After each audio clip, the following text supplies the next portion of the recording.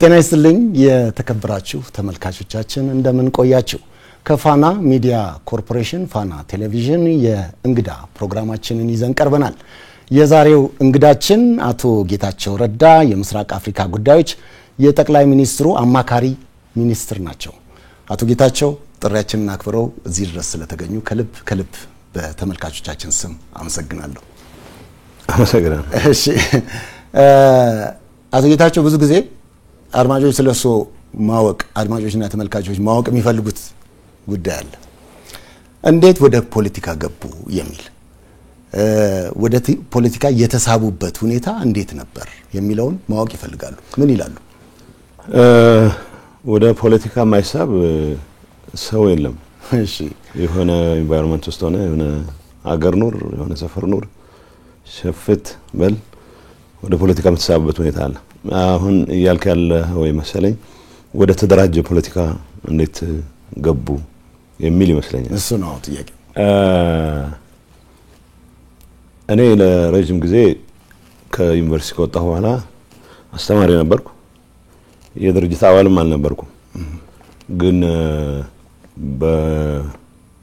በዩኒቨርሲቲ በማስተምርበት ወቅትም የማምንባቸው እምነቶች ነበሩ።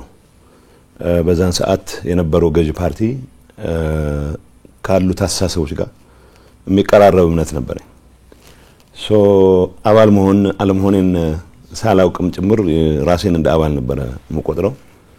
በሂደት አይ ቲንክ ከዩኒቨርሲቲ ወጥቼ መንግስት ስራ ውጭ ጉዳይ ሚኒስቴር ማገልገል ሲጀምር ስትራቴጂክ ፖሊሲ አድቫይስ ነገር እንድሰጥ ነው የተመደብኩት። ግን በሂደት የፓርቲ አባል መሆን የተሻለ ያታገላል የሚል እምነት ከአለቆች ስለመጣ እንጂ በግሌ ፓርቲ አባል የመሆን ያን ያክል የተለየ ጉጉትም የተለየ እንቅስቃሴ ማድረግ አላውቅም። ምናልባት በሂደት ያየሁት ነገርም እኔ ወደ ህወሓት አመራርነት የመጣውበት ሂደት ያልተለመደ ሂደት ነው። ትልቅ ስልጣን ከያዝኩ በኋላ ምናልባት በፓርቲ ስር ቢታገል ነው የሚሻለው የሚል ሐሳብ ስለቀረበ የተመለመልኩ ነው። በተለመደው ሂደት ከስር ጀምረህ የተመለመልክ ያደክ የተኮተኮተ ያገለገለ ጎንበስ ቀና ያለ አይነት የመጣ ሂደት አልነበረም። ከስልጣን ከከፍተኛ ኃላፊነት ነው የጀመርኩት ማለት ነው። እንደውም አስተዋውሳለሁ አንድ አሁን ውጭ ሀገር ያሉ ከፍተኛ የኢህአዴግ ባለስልጣን ለምን እስካሁን አባል ያልሆንከው አሉኝ። አይ ድርጅታችሁ ታጋዮች ያልሆኑ ብዙ አባላት ስላሉት አባላት ያልሆነን ታጋዮች እናስፈልጋችኋለን በሚል ነው ብዬ እንደ ቀልድ አንስቼላቸው ነበር። anyway ተደራጅቶ መታገሉ ጥሩ ነው የሚል እምነት ስለደረሰ በዛ ደረጃ ነው የመጣሁት። መሳብ ነው አለመሳብ ነው ሳይሆን ኦሬዲ ኃላፊነት ውስጥ ከገባው በኋላ በድርጅት ውስጥ ብትታቀፍ የተሻለ ትታገላለህ የሚል እምነት ስለነበረ ብዙም ሳላንገራገር ነው የተቀበልኩት። የተደራጀ ፖለቲካ ውስጥ የገባበት ሂደት ነው እየገለጽኩ ያለሁት። መልካም።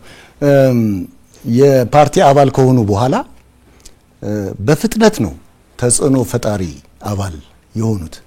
እንግዲህ ከበረሃ የመጣ ብቻ ነው የጀርባ አጥንት ያለው የሚል ባህል ባለው ድርጅትና ፓርቲ ውስጥ እንዴት ሆነሉት? እንዴት ተሳካሉት? ምንስ እንደ ፈተና ገጠሙት? አሁን ምን መሰለህ እንደተባለው ነው። እኔ የመጣሁበት ሂደት በጣም ያልተለመደ ነው። አባልነት በፈረምኩ ትንሽ አይዶን ነው ምናልባት አባልነት ፈርሜ ነው ኢሚዲየትሊ ከፍተኛ አመራር የሚባል ካቴጎሪ ውስጥ የገባሁት። ከፍተኛ አመራር ተብዬ ስልጣና መውሰድ ከጀመርኩ አመት ባልሞላ ጊዜ ውስጥ የማዕከላዊ ኮሚቴ አባል ሆንኩ። እንደገና ሌላ አመት 6 ወር ባልሞላ ጊዜ ውስጥ የፖሊት ቢሮ ማለት የሥራ አስፈጻሚ ኮሚቴ አባል ሆንኩ። ለብዙ ለነባሮቹ ትንሽ ግርም የሚያሳይ ነበር። ግን ነባሮች ከመላቸው ውስጥ በጣም ማከብራቸው ሰዎች በዚህ ሂደት ድርጅቱ ይጠቀማል የሚል እምነት የነበራቸው ብዙዎች ነበሩ። አሁን በህይወት ያሉም በህይወት የሌሉም። አንዳንዶች ደግሞ ይሄ አመጣጡ ለመኮርኮም የማይመች ስለሆነ ምክንያቱም የጦታ አባቴ መታወቅ መቻል አለበት። ማን ነው መልምሎ ያመጣው? የሆነ ያጠፋለት ያኮረፈለት ማን ነው ተጠንቀቅ የሚለው ወይ ከመስመር ልውጣ ያለ ቀን መስመር ማለት እምነት ሳይሆን ምናልባት መፋጠጥ ያበዛ ቀን ምንድነው መደረግ የሚችለው የሚል ስጋት ያለባቸው አሁንም ጭምር አመራር ውስጥ ያሉ ሰዎች አሉ። ትንሽ ግራ ያለ ግን ደግሞ ሂደቱ የምርጫ ጉዳይ ስለሆነ ማስገደድ የሚችሉበት ሁኔታ አልነበረም። ተጽዕኖ ፈጣሪነት ከንትን ጋር ከማዕከላዊ ኮሚቴ ስለሆንኩ ፖሊት ቢሮ ስለሆንኩ ብቻ ሳይሆን ከዛ በፊት በነበረኝ መንግስት ኃላፊነትም አቅሜ የፈቀደውን ሁሉ አገር ያገለግላል ብየማኑበትን ሁሉ ድርጅቱ ኢሴንሻሊ አገር የማገልገል አላማ ይዞ ነው የሚንቀሳቀሰው ብለ ስለምታምን አምለው ሁሉ ሰጥ ስለነበረ አቅሜ የፈቀደውን ሁሉ ኮንትሪቢዩት በማድረግበት ሰዓት ያው በባህሪም የሚመስለኝን ከመናገር ወደ ኋላ የምልሰው አልነበርኩም። ተጽዕኖ መፍጠር የሚባለው እንደተባለው ተሰሚነት ተደማጭነት የሚባል ከሆነ የፓርቲው ከፍተኛ አመራር ውስጥ ሳልገባም ጭምር ከዛ በፊት የመንግስት ኃላፊነት ለማግኘት እድሉም ገጥሞኝ ስለነበረ ያን አጋጣሚ በደንብ የተጠቀምኩበት መስለኛል። እንዳልኩት ግን ብዙዎቹ የትጥቅ ትግል ውስጥ ያልተሳተፈን ሰው በተለይ ህወሓት አመራር ውስጥ እንደ ጠንካራ አከርካሪ ያለው ተብሎ አይታመን። አከርካሪ ጉዳይ አከርካሪ እንዳለን በተደጋጋሚ አሳይተናል። ግን ከአከርካሪ የሌለው ተብሎ ከመጠርጠር በላይ ግን ቀደም እንዳልኩ ነው የጡት አባቱ ማን እንደሆነ የማይታወቅ አመጣጡ የማይታወቅ ከሰርት መለምለዋል መልመለህ የሆነ ደረጃ ታሳድገዋል እያሳደግ ሁኔታውን ያያየ አፋሻ ጎንባሽ መሆኑን አረጋግጠን ታሳድገው በብዛት በዛ ካልቸር መሰረት ከእምነት ይልቅ አገልጋይነትህ የበለጠ ተቀባይነት እንድታገኝ በሚያደርግ ካልቸር ውስጥ በኔ መንገድ የመጡ ብዙ ሰዎች አሉ። እንደተባለው ነው በአንድ አመት ከምናምን ጊዜ ውስጥ ማዕከላዊ ኮሚቴ አባል ሆኜ አመት ከ6 ወር ባልሞላ ጊዜ ውስጥ ደግሞ የፖሊት ቢሮ አባል ነው። ይሄ በድርጅቱ ታሪኩም ስላልነበረም ትጥቅ ትግል ስላልተሳተፍኩ ብቻ ሳይሆን እኔ ጋር ትጥቅ ትግል ሳይሳተፉ ፖሊት ቢሮ የገቡ ሰዎች እንዳሉ አውቃለሁ። ግን እኔ መመዘንበት መንገድ አድራሻው የማይታወቅ ሰው አይነት አመጣጤ በጣም የመለመለኝ ሰው ወይዛ ያደረሰኝ ሰው ለምሳሌ እኔ አጠራጣሪ የሆነ አመጣጥ ብለው እንትን ይላሉ ይሰጋሉ። አንዳንዶቹ ጓዶች የኛ ብዙ ኮምፎርት ማይሰማቸው ነበሩ። ግን እንዳልኩ ነባር በህይወት ያሉም የሌሉም ግን የኔ በዛ ፍጥነት እዛ ላይ መድረስ ትክክልና ድርጅቱን የሚጠቅም ነው ሀገርን የሚጠቅም ነው ብለው የሚያምኑ ደግሞ ሙሉ ድጋፋቸው የሚሰጡ ነበሩ። የቤተሰብ ጨዋታ ነው የምናደርገው እና አሁን እንደው የትግራይ ህዝብና ህወሓት አንድ ናቸው የሚል አባባል በአንዳንድ አካላት ዘንድ ይነሳል።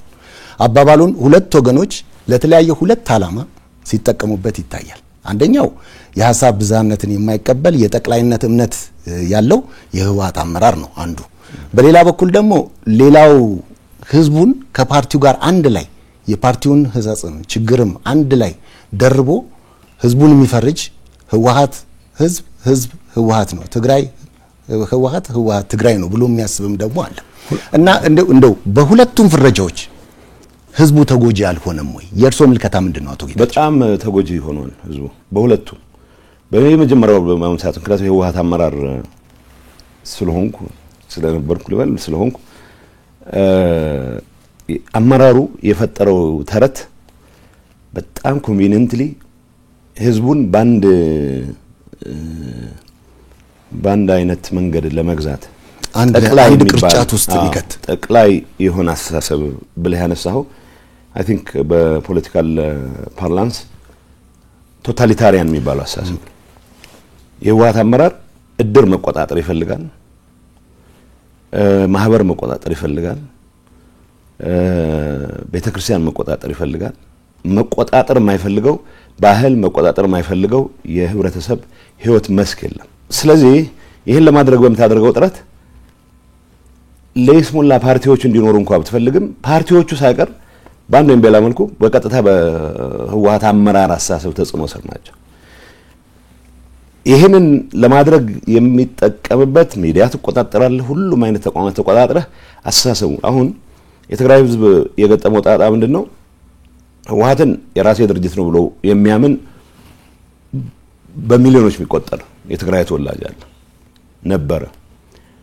እንዳደረጃጀት የትግራይን ህዝብ የተደራጀ ትግል ከመምራት አንፃር ትልቅ አስተዋጽኦ ያደረገ ድርጅት ቢኖር ህወሓት ነው የተደራጀ ትግል ከማድረግ አንፃር ከዛ ፊት የተወታተነ የትግል ምዕራፎች ነበሩት የትግራይ ህዝብ ከዛ አንፃር ያን ማድረግ እና ለድርጅቱ እንደ ኦርጋናይዝድ ሬዚስታንስ ምልክት ሲምቦል አድርጎ በመውሰዱ ምክንያት ይሰጠው ድጋፍ አለ ያ ማለት ግን የህወሓት አመራር ይሄንን አቢዩዝ ያደረገ ነው ስልጣኑን ለማራዘም ሲጠቀም ነበር እዚህ ግባ የሚባል ለውጥ ያን የመሰለ የተደራጀ ህዝብ ይዘ ያን የመሰለ ጠንካራ ስራ ወዳድ አገሩን ይወድ ህዝብ ይዘ ትግራይ መድረስ የነበረበት ደረጃ ላይ ከማድረስ ይልቅ በታሪክ አጋጣሚ እጁጋ የገቡ አማራጮችን ስልጣንና ስልጣን ብቻ የተወሰነ ቡድንን ጥቅም ከማረጋገጥ አንፃር ብቻ እየመዘነ የመጣ አመራር ነው አመራር ውስጥ ትልቅ ለህዝብ ለሀገር ትልቅ አስተዋጽኦ ያደረጉ መሪዎች ነበሩ ምንም የሚያጠራጥር ነገር የለው እንደዛም ሆኖ ግን መጨረሻ ላይ ወደ ምን ወረደ ወደ ጠባብ ቡድናዊ ፍላጎት ብቻ ትኩረት ያደረገ የህዝብ አጀንዳው ያልሆነ እኔ ያልኩት ምን እንደሚልም እንኳን አይታወቅም እኔ ያልኩት ብቻ ነው ትክክል የሚል ከእንቅልፍ ባኖ በተነሳ ቁጥር የሚመጡለት ጉዳዮችም የህዝብ አጀንዳ ያስመሰለ የሚያደናግር በህዝብ ስም እየማለ እየተገዘተ ግን የህዝብን አጀንዳ የህዝብን ጉዳይ ወደ ጎን ትቶ የራሱን ጥቅም የሚያሳድድ ኃይል ወደ መሆን የመጣው አመራሩ ይሄ ዝም ብሎ ገሌ ብለህ ለመውቀስ ሳይሆን ሁላችንም በዛ ባለፍንበት ሂደት የህዝብ አጀንዳን ከማስቀደም አንፃር ምን አረግም ብለን ማየት ተገቢ ነው የሚሆነው ስለዚህ እንዳልኩት ህወሓት እና ትግራይ አንድ ናቸው የትግራይ ህዝብ አንድ ናቸው የሚለውን ማጭበርበሪያ አመራሩ ይጠቀምበታል አመራሩ ይጠቀምበት ከስርቆት ከሌሎች በመንግስት ስልጣን ሆነ የምትፈጽማቸው በደሎች ተጠያቂ ላለመሆን የሚሰራቸውን ስራዎች በሙሉ ከህዝቡ እና ከህዝቡ ይሁንታ በመነጨ እንደሚሰራቸው አድርጎ ለማሳመን ነው የሚሞክረው እውነቱ ምንድነው የሚሰርቅ ባለስልጣን የሚሰርቅ አመራር በህዝብ ስም ሲምል ሲገዘት ድርጅቴ አንድም ነገር እኮ ህወሓት እና ህዝቡ አንድ ነው ማለትም እንኳን አንድ ነገር ነው አመራሩን ራሱን የህዝብ ወኪልም አድርጎ ህዝብንም እንዲሰግድለት አድርጎ ህዝብ አንድም አይነት የተቃውሞ ምልክት እንዳያሰማፍ ነው የስርቆት አጀንዳ ውስጥ በደንብ ተነክሮ ግን ደግሞ ህወሓትና ድርጅት አንድ ስለሆነ ብሎ በዛ ማጭበርበሪያ ራሱን ነፃ ለማድረግ የሚሞክርበት ሁኔታ አለ ስለዚህ ይሄ በአንዳንድ ጊዜ ምናልባት ሊትሬቸር ላይ ጆርጅ ኦርዌል የሚባል እንግሊዛዊ በእንደዚህ አይነት እንድታስብ የተለየ ነገር እንዳታስብ የሚያደርግ ካልቸር እሱ ፕሮቴክቲቭ ስቱፒዲቲ ነው የሚለው ህወሓት ኤሴንሻሊ የህወሓት አመራር ዜጎች የሚመስላቸውን ተናግረው ድርጅታቸውን ወቅሰው ወደ ትክክለኛ ቦታ የሚመለሱበት ሂደት እንዳይፈጠር ሚዲያን የሚቆጣጠራሉ ብቻ ሳይሆን ያሳሰብ ሁሉ ነው አደረጃጀቶች በሙሉ ተቆጣጥሮ በዚህ መልኩ እንድትሰግድ ነው የሚያደርገው ሰው ብዙ ጊዜ የትግራይ ወጣት ህወሓትን መንቀፍ በሚፈልግበት ሰዓት በአማርኛ ቢነቅፍ ብዙ ሰው ቅር ይሰኛል ምክንያቱም የጓዳ ጉዳይ አርገህ ልምታስቀምጠው ይሄን ነው የሚፈልገው የህወሓት አመራር ለምሳሌ መወቀስ ያለበትን ነገር የትግራይ ተወላጅ በደንብ መሮት አንገሽግሾት መናገር የሚፈልጉን ጉዳይ በሌላ ቋንቋት ገልጽም ብቻ ሳይሆን ወጣ ብለህ እንዳትጮህ የሚከለክል ስርዓት ነው መትከል የሚፈልገው ይሄ አደገኛ ነው ከዚህ አንፃር በአንደኛው መንገድ የትግራይ ህዝብ ተጎጂ ነው በእንደዚህ አይነቱ ፍረጃ ብለናል በሁለተኛ ደረጃ ሰነፍ አስተሳሰብ የተጠናወተው ብዙ አለ አንደኛ ደረጃ የትግራይ ህዝብ በትግሉ ጥግ ያስያዛቸው አስተሳሰቦች አሉ እውነት ለመናገር በኢትዮጵያ ታሪክ ውስጥ በተደራጀ ሬዚስታንስ ለውጥ የማምጣት ሂደት ውስጥ ትልቅ አስተዋጽኦ ያደረገ ህዝብ ነው በዚህ አጋጣሚ ከንጀራቸው የተፈናቀሉ በዚህ አጋጣሚ ከስልጣናቸው የተፈናቀሉ ወገኖች ኃይሎች ኢሴንሻሊ ህዝብ በዚህ ደረጃ የሚጎዳ ህዝብ የለም የትግራይን ህዝብ እንደ መሰረታዊ የችግራቸው ምንጭ አድርገው የሚቆጥሩ አሉ እነዚህ ሰነፍ አስተሳሰብ ያላቸው ሰዎች ወይ ህወሓት አመራር ላይ ያላቸውን ኢሹ ምክንያቱም ጥራት ይጠይቃል ብለያይተህ ተንትነህ የህወሓት አመራር እንደዚህ ያደረገ የህወሓት አባል ሳይሆን የህወሓት ከፍተኛ አመራር ነው ብለህ መተንተን ትንሽ ጥረት የሚጠይቅ ስለሆነ እና ሰነፎችም ስለሆኑ ህወሓትንም የትግራይ ህዝብንም ባንድ ላይ አጃምለው ህወሓትን ወይም ህወሓት አመራር ለማጥፋት ያላቸውን አጀንዳ የትግራይ ህዝብ ከማጥፋት አጀንዳ ጋር ያይዞ ነው የሚንቀሳቀሱት እንደዚህ አይነቱ ሰነፍ በጣም አደገኛ አስተሳሰብ ኢኳሊ የትግራይ ህዝብ ለአደጋ ዳርጎታል። ምናያቸው አጋጣሚዎች በሙሉ በተወሰነ ደረጃ ስርቆት ውስጥ የተሰማራ ሰው ሊኖር ይችላል። በተወሰነ ደረጃ ባለስልጣን ሆኖ በደል የፈጸመ ሊሆን ይችላል። ስለዚህ በልኩ ከመውሰድ ይልቅ ህዝብን እንደ ህዝብ እየፈረጅ ህዝብ የኢትዮጵያ አካል ሳይሆን የኢትዮጵያ ችግር እንደሆነ ተደርጎ እንዲወሰድ በማድረግ በትግራይ ህዝብ ላይ የደረሰ በደል እንዲፈጠር ትልቅ አስተዋጽኦ ያደረገ ፍረጃ ነው። ስለዚህ ሁለቱም ፍረጃዎች ከማንም ይምጣማን የህወሓት አመራር ያካሄደው ሌላው ይሄ ሰነፍ ይፈርጀው ስቲል የትግራይ ህዝብ ተጎጂ የሚያደርግ ነው። ስለዚህ በሁለቱም መልኩ የትግራይ ህዝብ የፖለቲካ ኮንሽስነስ ሁሉንም ሐሳቦች ማስተናገድ በሚችልበት ደረጃ እንደ አዲስ መቀረጽ መቻል አለበት። ቢዮንድ የህወሓት አመራር ማሰብ መቻል አለበት። ህወሓት ራሱ ቀጣይነት እንዲኖረው ከተፈለገ እኔ ብቻው ቅልሃለሁ ከሚል ያረጃ አስተሳሰብ ወጥቶ ወጣት ማስተናገድ የሚችል የተለያዩ ጥያቄዎች መመለስ እንደሚገባው የሚያምን የተለያዩ አስተሳሰቦች ማስተናገድ እንደሚገባው በሚያምን አመራር መቀየር መቻል አለበት። ይሄን ባላረክበት ሁኔታ አሁንም በተለመደው መንገድ ድሮ ጥቂት ሰዎች እነገሌኮ አይናቸውን ጨፍነው 30 ዓመት ያስባሉ የ40 ዓመት ወደፊት ያያለው እና የሚባል ተረት አክትሟል። እኔ ያባለሁበት አመራር የህወሓት አመራር የየሳምንቱን መተንበያ አቅቶን ህዝብ ጦርነት ውስጥ ገብቶ ጦርነት ውስጥ ከገባ በኋላ በመስዋዕትነቱ የፈለገውን ርቀት ሊሄድ ይችል የነበረን አደጋ ቀልብሶ ወደ ሰላም ከመጣን በኋላ በየሳምንቱ የሚቀያየር በየሳምንቱ አጋጣሚዎችን እያየ ልጠቀም የሚል አደገኛ አመራር እየሰጠን ሰላሙንም ተጠቃሚ እንዳይሆን የልማትም ተጠቃሚ እንዳይሆን ህልውናውም አደጋ ላይ የሚወድቅበት ሁኔታ ከመፍጠር አንፃር ትልቅ አስተዋጽኦ ያደረገ አመራር ነው። ይሄ አመራር አሁንም እኔ ነኝ ማውቀልህ ብሎ ሊቀጥል ይፈልጋል። እሱ ተቀይሯል። አሁን በኋላ ማጨወረር አይቻልም። እኔ ቢያንስ ንስሐ ገብቻለሁ። ይሄንን ወጣት እያጨወረበርኩ መኖር የምችልበት ጊዜ አክትሟል የሚል እምነት አለኝ። ከመጀመሪያ ይሄን አስበው ነበር። ከዛ ፊት የዛ አመራር አካል ሆኜ ያጠፋቸው ጥፋቶች ኃላፊነት ለመውሰድ ዝግጁ ነኝ። ይሄ አመራር ግን ጦርነት ውስጥ ገብተን የሁሉ ጣጣ ከተፈጠረ በኋላ በመቶ ሺዎች የሚቆጠር ሰው ካለቀ በኋላ የሰላም አጋጣሚ ተጠቅሞ ሰላሙ መስዋዕትነታችን የመጣ ነው። ሰላማችንን ማስጠበቅ መቻል አለብን። ሰላማችንን ለማስጠበቅ በየጊዜው መሞት የለብንም። በህይወት ኖረን ህዝባችንን ማገልገል የምንችልበት ኢንቫይሮንመንት ተፈጥሯል። ይሄን እንጠቀምበት ብለን በወሰንበት ሰዓትም ጭምር ስልጣኑንና ጥቅሙን ብቻ የዘረፋ ኔትወርኩን ማስጠበቅ ብቻ ማዕከል ያደረገ አመራር አሁንም ሰላም ደፍርሶም ቢሆን ህዝብ ለአደጋ አጋልጭም ቢሆን ህልውናዬን አስቀጥላለሁ ብሎ ሲፍጨረጨር በተግባር የታየ ነው። ይሄን አስተሳሰብ ይዘህ ነገ ተነገ ወዲያ መቀጠል አይቻልም ብቻ ሳይሆን አሁን የትግራይ ወጣት ደርሶበት ባለ የንቃት ደረጃ በፈለከው መልኩ ምክንያቱም ከእንደዚህ አይነት መከራ ሊያወጣህ ብቻ ሳይሆን ወደ ሌላ መከራ ሊያስገባህ የሚችል ሊደርሺፕ በምን ማጂክ በምን ተአምር ነው አመራር ብለህ ይዘው ልትቀጥል ነው ይችላል። ይሄንን ነገር ማስተካከል ባልቻልክበት ሁኔታ ህወሓትም 1 ዓመት መቀጠል አይችልም፣ 2 ዓመት መቀጠል አይችልም። የህወሓት ቀጣይነት ህወሓት ብቻውን አይመራም ብቻ ሳይሆን የፖለቲካ ባህል በመህዳራችን መስፋት አለበት ብቻ ሳይሆን ሁሉም አስተሳሰቦች መስተናገድ አለባቸው ብቻ ሳይሆን ህወሓት ይቀጥልም እንኳን ከተባለ ህወሓት ራሱን ባልቀየረበት ኢንቫይሮንመንት ይሄ አመራር ከራሱ ጥቅም ከዘረፋ ኔትወርኩ በላይ የህዝብን አጀንዳ አድርጎ መቀጠል ዝግጁ ባልሆነበት ኢንቫይሮንመንት አንድ አዳር መቆየት የሚችል አይመስለኝም። ስለዚህ የተቀየረ ኢንቫይሮንመንት ነው ያለው። እንዳልኩህ ግን በዚህ ጥቅል ፍረጃ ምክንያት ህዝባችን ያየው መከራ በፍጹም መካድ የሚቻል አይሆንም። ለገሌ በሚባል የሚተው ጥፋት አይደለም። አሁን እኔ ቅድም ያነሳው ለኦርዌል ፕሮቴክቲቭ ስቱፒዲቲ አዎ የራስ ሰው ያጠፋው ጥፋትና ሌላ ሰው ያጠፋው ጥፋት በሚል ልትፈርጁ አትችልም። ህዝብ ላይ የሚደርስ ማንኛውም ጥፋት ፈጻሚው ማንም ይሁን ማን ጥፋት ነው። ስለዚህ ሁለቱም ፍረጃዎች የራሳቸው አደገኛ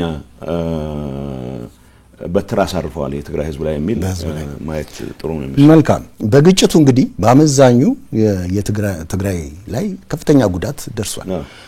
በአማራና በአፋር ክልልም እንዲሁ ከፍተኛ ጉዳት ደርሷል። በቅድሚያ እንደ ሰው as a human being ማለት ነው። ቀጥሎም ደግሞ እንደ ሀገር ተወላጅ በሁሉም ቦታ በደረሰው ጥፋት እንደማዘን መንስኤውን ገምግሞ ለማረም እንደመጣር ሂደቱን ለፍትህ ሳይሆን ለቀጣይ ቁርሾ፣ ለቀጣይ ቂም፣ ለቀጣይ መበቃቀል የመጠቀም አዝማሚያና ፕሮፓጋንዳ በስፋት ይሰማል እና ይህ ለተጎጂዎችም ለወደፊት አብሮነትም ያለው አንድምታው ምንድነው ይላሉ አቶ ጌታቸው? አንድ ነገር አሁን የጥፋት ፓሪቲ ለማስቀመጥ መሞከር ተገቢ አይደለም። ሁሌም እንዳልከው እንደ ዜጋም በዚህ ጦርነት ውስጥ የራሱን አዎንታዊም አሉታዊም ሚና እንደተጫወተ ፖለቲካ አመራር በትግራይ ህዝብ ላይ የደረሰው በደል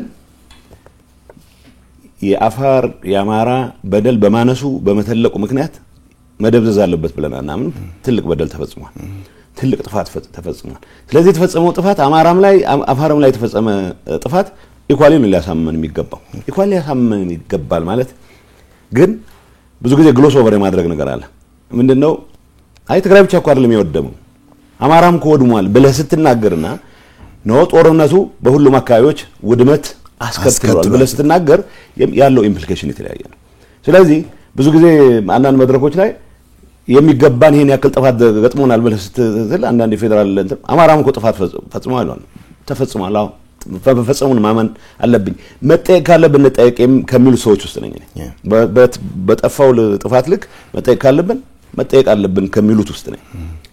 እንዳልኩ ነው ፓሪቲ የመፍጠር ሳይሆን አቻነት የመፍጠር የጥፋት ሳይሆን በሁሉም አካባቢዎች የተፈጠረው ጥፋት አንፎርቹኔት ነው መሆን አልነበረበትም ብለን ወስደን ትግራይ ውስጥ የተፈጸመውን ጥፋት በሚመለከት እኔ እንደ ትግራይ የሥራ ኃላፊ እነዚህ ጥፋቶች ተፈጽመዋል እነዚህ ጥፋቶች መካስ መቻል አለባቸው።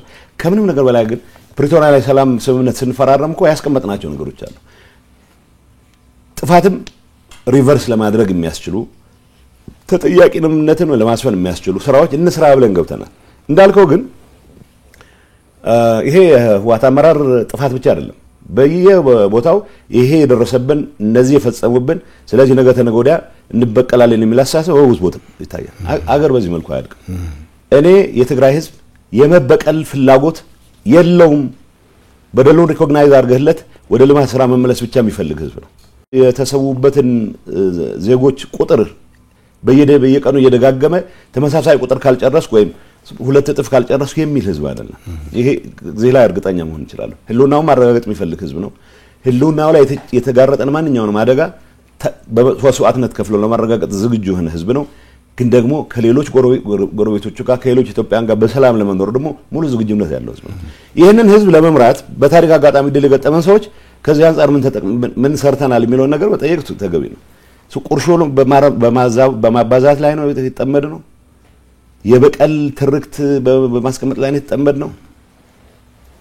መጠየቅ መቻል አለበት። በዚህ አንፃር ነገ ተነገ ወዲያ ካልተበቀል ነው በስተቀር ሰላማችን አይመለስም ብሎ የሚያስብ ሰው አለ ከኔ ወገንም። ይሄ ህዝብ አሳሰብ አይደለም። ከሌላው ወገንም አሁንም አጋጣሚ ተጠቅሞ የትግራይ ህዝብ መዳከብ ግምት ውስጥ አስገብቶ የትግራይን ህዝብ የጥቃት ሰለባ ከማድረግ ወደ ኋላ የማይመለስ ሌላም አለ። በአንድ አጋጣሚ የህዝብ ተዳክሟል ወይ መሬቱን ቆርሰን ወይ ህዝቡን አሰደተን አንድ ነገር እናደርጋለን የሚል በርካታ ኃይል አለ። ይሄ ከውጭም ከቅርብም እንደዚህ አይነት ተሳሰብ የሚያራምዱ ወገኖች አሉ።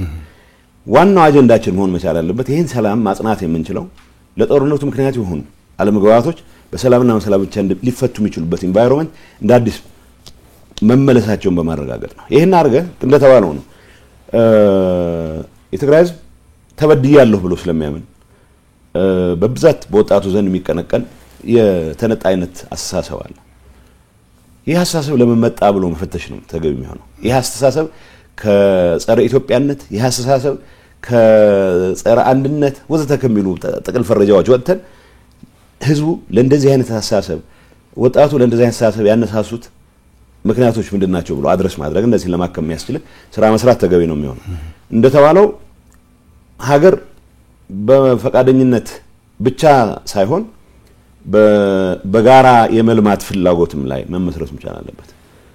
ትግራይ አዲስ አበባ ውስጥ ያለ እንቅስቃሴ ደስ የሚል የልማት እንቅስቃሴ ትግራይ ውስጥ ሊደገም እንደሚችል የሚያሳይ ኢንቫይሮንመንት ካልፈጠርክ በስተቀር ባህር ዳርም ሊደገም እንደሚችል ደብረ ማርቆስም ሊደገም እንደሚችል በየገጠሩም ሊደገም እንደሚችል ካላሳየህ በስተቀር ሰዎች በሚደረጉት አጓጉ እንቅስቃሴዎች ተጠቃሚ ሊሆኑ የሚችሉበት ተስፋ ካልፈጠርክ በስተቀር ኢትዮጵያ ሀገር የሚል ፍላጎት ስላለ ብቻ ሀገር ሊቀጥል አይችልም። ስለዚህ እንደ ህዝብ የትግራይ ህዝብ የገጠመው ፈተና ትልቅ ፈተና ነው። የደረሰው ጥፋት እጅግ ከፍተኛ ነው። እንደተባለው ሌሎች አካባቢዎች የደረሰው ጥፋትም ኢኳሊ መወገዝ መቻል አለበት፣ እንዳይደገም ሁላችንም መጣር መቻል አለበት። ቢዮንድ ሄደን ግን ለህዝቡ የተበዳይነት የተነጣይነት ስሜት ምክንያት የሆኑ የሚባሉ ነገሮችን አክመን የጋራ ህልም የጋራ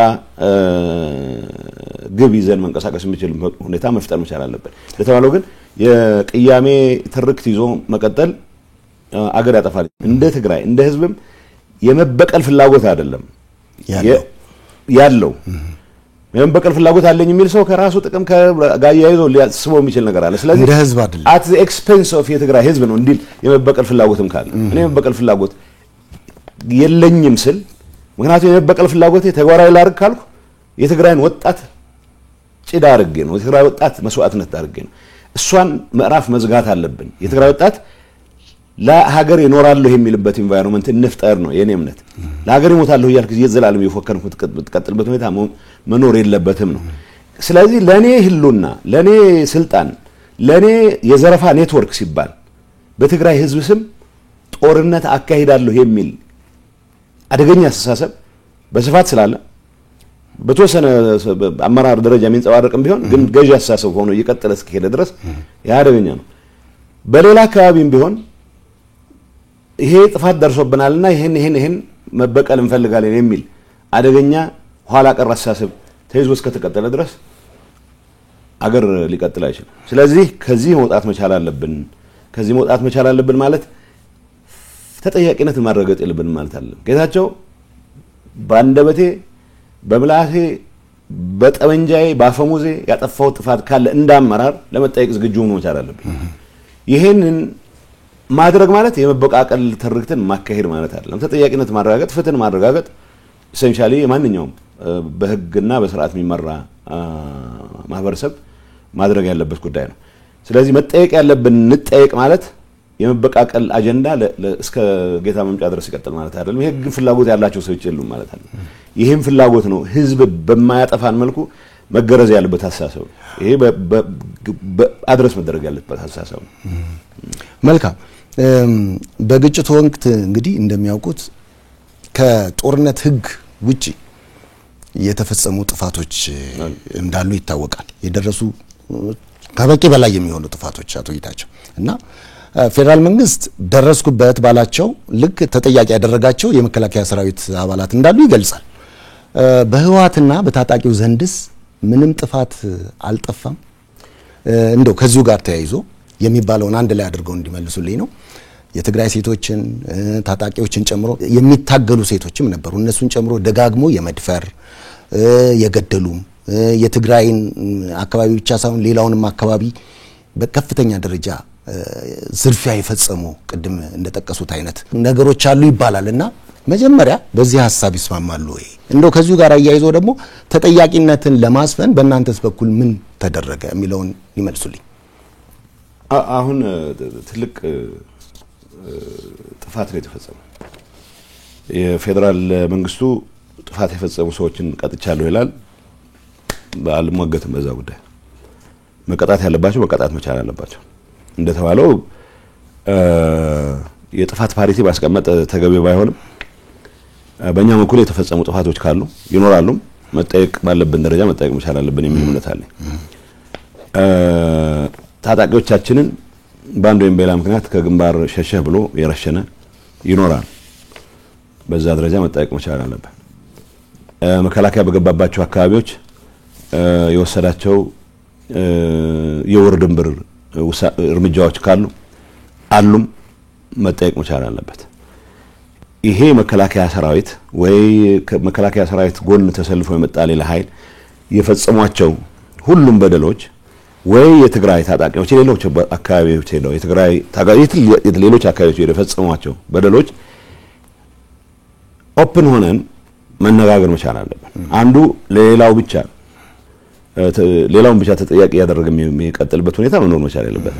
እዚህ ውስጥ ግን ትግራይ ሴቶች ላይ የደረሰው መከራ ግን መቼም ቢሆን በምን መልኩ ሊታካክሰው በጣም ይከብድ ነው። እንግዲህ የትግራይ ሴቶች የሚደርስባቸው መከራ አንደኛ ልጆቻቸው ወይ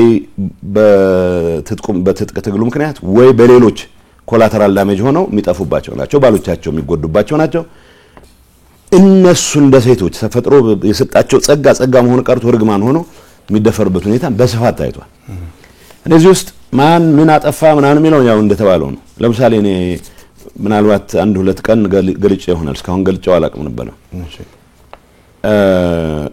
እኛ ጊዜያዊ አስተዳደሩ ባደረገው ጥናት ከዩኒቨርሲቲዎች ጋር ባደረገው ጥናት ትግራይ ውስጥ የተፈጸሙ የሴክሹዋል ቫዮለንስ ጥፋቶች በ10 ሺዎች የሚቆጠሩ ሴቶች የተደፈሩበት ኢንሲደንት ጥናት ሲናደርግ 76%ን የኤርትራ ሰራዊት ፈጽሞታል ነው የሚባለው። ምክንያቱም የኤርትራ ሰራዊት እንግዲህ 76%ን የኤርትራ ሲፈጸም ማለት 24%ን የፈጸመው ሌላው ወገን ተጠያቂ አይደለም ማለት አይደለም። አንድ ሰውም አንድ ጥፋትም ካለ ተጠያቂ።